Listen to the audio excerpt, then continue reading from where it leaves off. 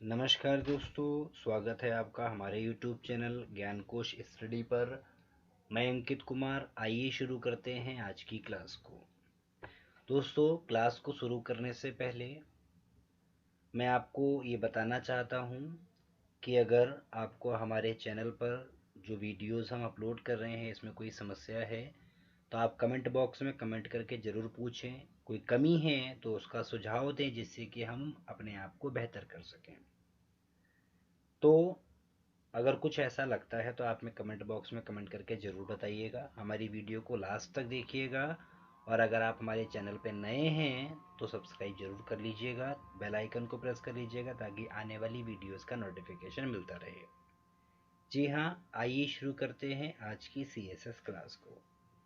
तो आज की CSS क्लास में हम कॉम्बिनेटर्स को पढ़ने वाले हैं। लास्ट क्लास में हमने सब सेलेक्टर को पढ़ा था और कितने प्रकार के कॉम्बिनेटर्स होते हैं ये पढ़ा था। तो हम जानते हैं कॉम्बिनेटर्स क्या होते हैं। हमने बताया था कि कॉम्बिनेटर्स वो हैं जो अलग अलग जो सिंपल सेलेक्टर्स बनाए जाते हैं उनके बीच में रिलेशनशिप को दर्शाते हैं, कॉम्बिनेटर्स कहलाते हैं। तो यहाँ पर जो भी हम कॉम्बिनेटर पढ़ रहे हैं, लिखे हैं इसमें, इनमें से पहले कॉम्बिनेटर को हमें आज पढ़ना है जिसको हम डिसेंडेंट सेलेक्टर स्पेस के साथ प्रयोग करते हैं। स्पेस कॉम्बिनेटर यहाँ पर प्रयोग किया जाता है। तो डिसेंडेंट सेलेक्टर को हम पढ़ेंगे। ये एक तरीके से सेलेक्टर है जिसमें इस कॉम्बिनेटर का प्रयोग किया जा रहा है। इसमें स्पेस का, इसमें ग्रेटर देन का, इसमें प्लस का, इसमें टिल्ड सिंबल का। तो आइए देखते हैं कैसे। डिसेंडेंट सेलेक्टर क्या है, सबसे पहले इसको समझ लेते हैं। तो आप डिसेंडेंट के बारे में जानते हैं जिसको डाउनवर्ड कहते हैं, मतलब पेरेंट जो होता है उसके लिए उसका चाइल्ड उसका डिसेंडेंट है। तो डिसेंडेंट सेलेक्टर उन सभी HTML एलिमेंट्स को सेलेक्ट करने के लिए प्रयोग किया जाता है जो कि किसी दूसरे एलिमेंट के डिसेंडेंट है। अर्थात HTML का एक जो एलिमेंट है वो अपर है और दूसरा उसके अंतर्गत आता है। तो यहाँ पर जो एक दूसरे के अंतर्गत आ रहे हैं या पेरेंट चाइल्ड हैं, उनकी फॉर्मेटिंग करने के लिए इसका प्रयोग किया जाता है। मतलब पेरेंट के अंदर आने वाले चाइल्ड, उसकी फॉर्मेटिंग करने के लिए डिसेंडेंट सेलेक्टर है।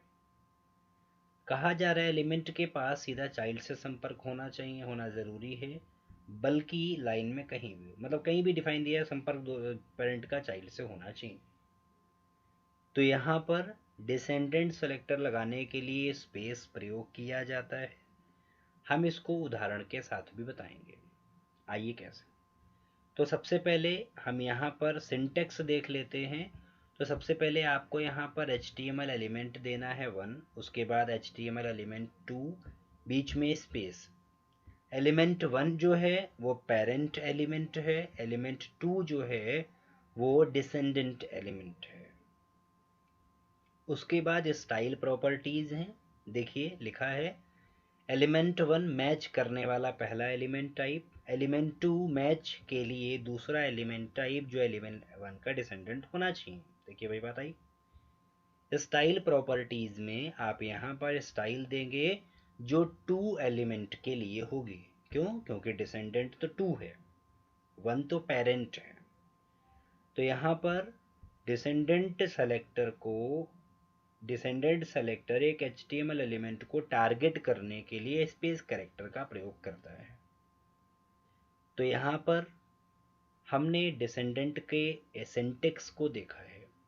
चाहे वो डिसेंडेंट हो या वो चाइल्ड सेलेक्टर हो, जो भी प्रकार का सेलेक्टर हो, सबका काम या सबका उद्देश्य HTML के एलिमेंट्स की फॉर्मेटिंग करना है।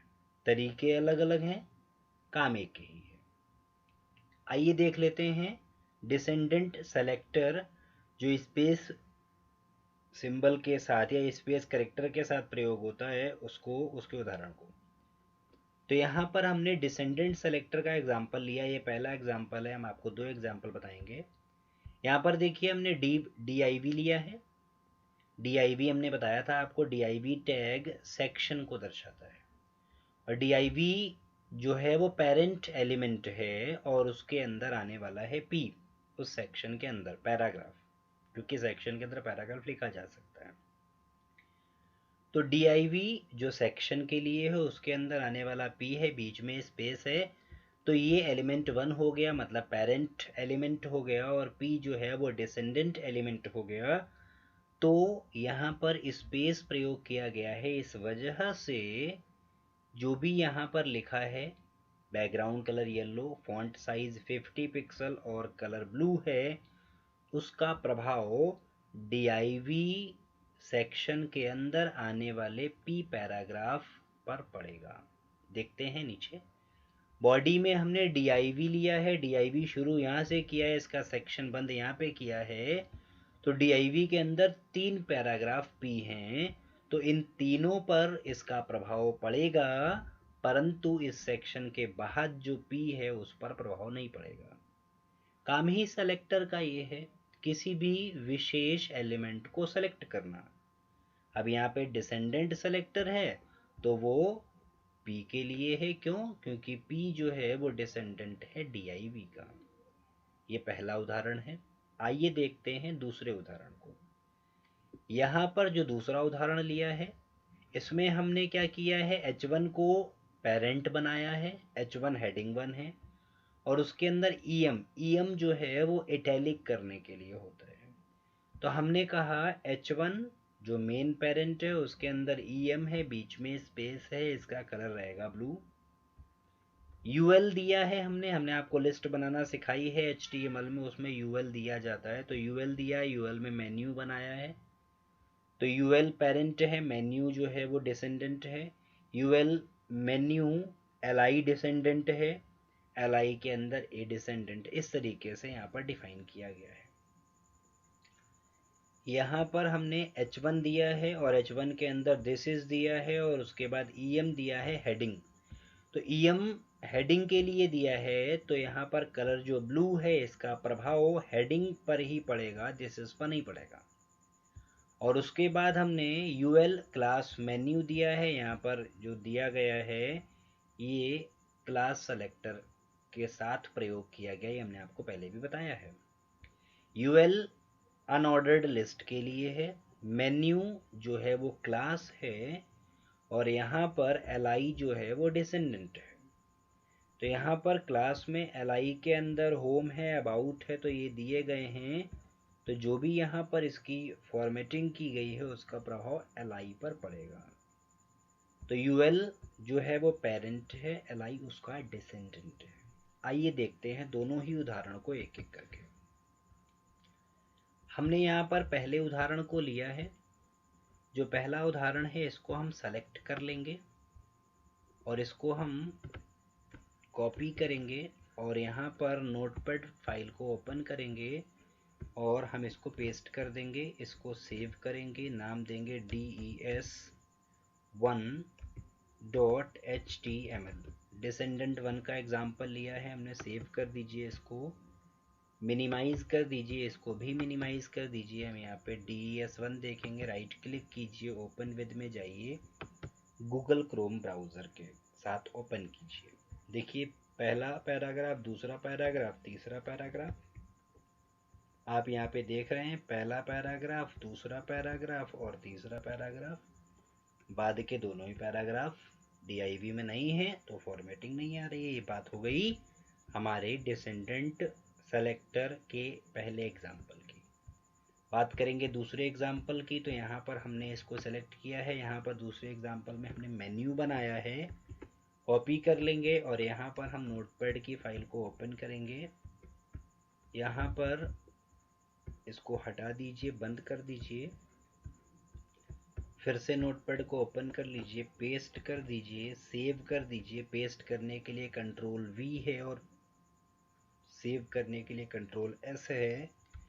des2.html सेव कर दीजिए इसको और यहाँ पे इसको मिनिमाइज कर दीजिए। यहाँ पे हमने मेन्यू बनाया है दूसरे एग्जाम्पल में लिस्ट की मदद से, तो यहाँ पर आप देख पाएंगे कि मेन्यू किस तरीके से काम कर रहा है। तो यहाँ पर आप देखेंगे यहाँ पर दिया है दिस इज हेडिंग, तो हेडिंग काम कर रहा है क्योंकि वो ईएम के साथ दिया गया है और ईएम जो है वो डिसेंडेंट है H1 का।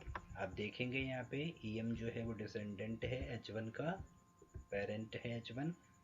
और उसके बाद LI है तो LI पे उसका प्रभाव पड़ रहा है मेन्यू के रूप में, क्योंकि हमने यहाँ पर ये दिया है। तो यहाँ पर जो डिसेंडेंट सेलेक्टर है, ये डिसेंडेंट सेलेक्टर इसलिए डिफाइन किया जाता है ताकि वो जो HTML का मेन एलिमेंट है या पेरेंट एलिमेंट है उसके अंदर आने वाले डिसेंडेंट पर या उसके चाइल्ड एलिमेंट पर प्रभाव दिखा सके। तो यहाँ पर डिसेंडेंट का प्रयोग हमने बताया है। आगे के जो कॉम्बिनेटर हैं, आगे के जो सेलेक्टर हैं, उनके विषय में हम पढ़ेंगे। ये अगर आपको समझ में आया हो तो कमेंट करके ज़रूर बताइएगा, कोई समस्या हो तो भी बताइएगा, और हमारी वीडियो को लाइक कीजिएगा, शेयर कीजिएगा। मिलते हैं अगली वीडियो में, तब तक के लिए नमस्कार।